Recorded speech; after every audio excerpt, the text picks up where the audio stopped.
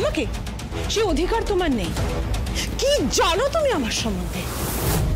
প্রিয়দর্শিনী মুখার্জি জীবনে যা চেয়েছে তাই পেয়েছে, তাই করেছে। তাই আজকে বিজনেস ওয়ার্ল্ডে প্রিয়দর্শিনী মুখার্জি একটা নাম।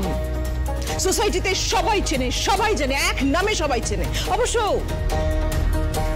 তুমি সেটা বুঝবে না, তার কারণ যত যাই হোক একজন দিনমজুরের পক্ষে সেটা বোঝা সম্ভব নয়। ওসব কথা থাক দিদি, কাজের কথাটা বলে দাও। কিসের কাজের কথা? এই তোমাকে আজকে একটু রান্না করতে হবে।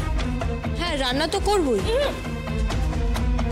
তোমার ওই রোজকার রেগুলারের রান্না নয়, থোর বড়ি খাড়া, খাড়া বড়ি থোর টাইপ, ওসব না।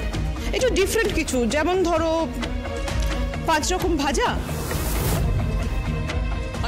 অনেক রকম মাছের পদ হবে, চিংড়ি মাছের মালাইকারি, ইলিশ মাছের ভাপা, সর্ষে পার্শে, পাবদা ঝাল,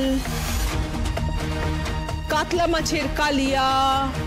বাবা, আজকে কি আপনার বাড়িতে ঘর জামাই উৎসব নাকি? কি বলতে চাইছো তুমি? না, এই বাড়ির সবাই তো ঘর জামাই। একটা আজে বাজে কথা বলো না। আজে বাজে কোথায়? আপনি তো সবাইকে টাকা দিয়ে কিনেই রেখেছেন, শুধু আদিত্যরাজ মুখার্জি বিক্রি হননি। দুর্ভাগ্য।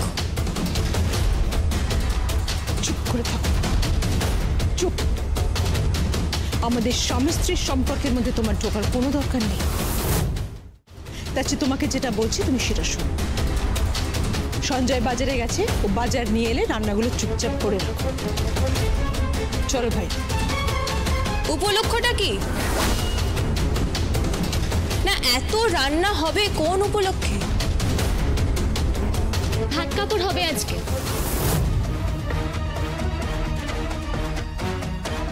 দিদি,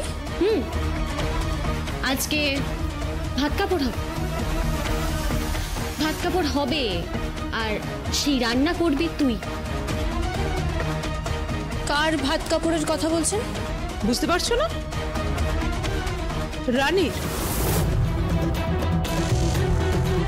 রানীর শখ হয়েছে, রানীর ইচ্ছে হয়েছে ওর ভাত কাপড়ের অনুষ্ঠান হোক।